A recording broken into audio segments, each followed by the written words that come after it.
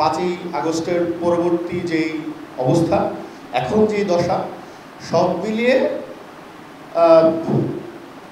আসলে পুরো রাষ্ট্রের মধ্যে আসলে সংস্কৃতির কোনো সংস্কৃত শব্দটা এবং সংস্কৃতি তার মানে পরিবেশনাগত জায়গা থেকে বলি আমরা, তাত্ত্বিক চিন্তাগত জায়গা থেকে বলি আমরা, কোনোভাবেই কোনো নতিজা আসলে আমি দেখতে পাই না। এবং কোনো সিদ্ধান্তে, সরকারি কোনো সিদ্ধান্তে, সরকারি প্রতিষ্ঠানগুলোর কোনো সিদ্ধান্তে এবং আমাদের গণমাধ্যমের কোনো রকম প্রচেষ্টায় সেটা আসলে খুঁজে পাওয়া একদমই ধানের গাদার মধ্যে সূচ খুঁজে পাওয়ার মতোই দশা আসলে। আমি একটু আমার ব্যাকগ্রাউন্ড বলি। আমি জাহাঙ্গীরনগরে পড়তাম, নৃবিজ্ঞান পড়েছি। আমি জাহাঙ্গীরনগরে থাকতে জাহাঙ্গীরনগর সাংস্কৃতিক জোট এর সভাপতি ছিলাম, ধনী নামে একটা সংগঠন করতাম। এরপর তো পুরোটাই আমার 22-23 বছর হচ্ছে এই বছর সাংবাদিকতায়, পুরোটাই আমি আসলে শিল্প সংস্কৃতি সাহিত্য বিষয়ক সাংবাদিকতায় আসলে করেছি।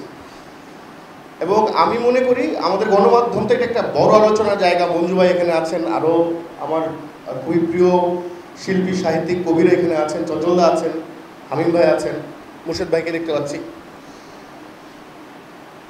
আমাদের মানে শুধুমাত্র সংস্কৃতি বিষয়ক সাংবাদিকতা করতে যেই পরিমাণ বেগ আসলে এখানে পাইতে হয়, যেই পরিমাণ লড়াইয়ের মধ্যে দিয়ে যাইতে হয়, ব্যক্তিগত স্যাক্রিফাইসের মধ্যে দিয়ে যাইতে হয়, তাতে এটা খুব পরিষ্কার আমাদের রাষ্ট্রযন্ত্র বা এখানকার প্রতিষ্ঠানগুলি কোনোটাই সংস্কৃতিকে মানে ব দিয়ে পোছা একটা কথা আছে না, এটা স দিয়েও পোছে না।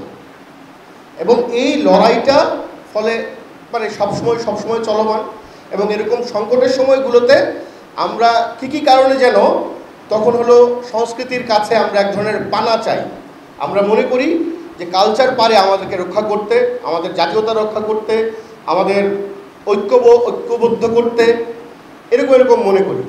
এবং সংস্কৃতি বলতে আমাদের এখানে কিছু ব্যাপক ভুল ধারণাও আছে। শুধুমাত্র গান, নাটক, কবিতা এটা তো সংস্কৃতি, শুধুমাত্র এইটুকুই সংস্কৃতি না তো। সংস্কৃতির ধারণাটা অনেক বড়, বিশাল, এবং সেইটা একেবারে জীবনাচরণের প্রত্যেকটা জিনিসকে ধারণ করে সেটা গড়ে ওঠে। সেখানে ধর্ম যেরকম আছে, সেখানে সামাজিক আচার যেরকম আছে, সেখানে আমাদের রিচুয়ালস প্রথা আছে, আমাদের যেই বৈচিত্র্যময় নৃগোষ্ঠীগুলি আছে এখানে, তাদের জীবনের রং, আচরণ, চেহারা, উৎসব সব আছে।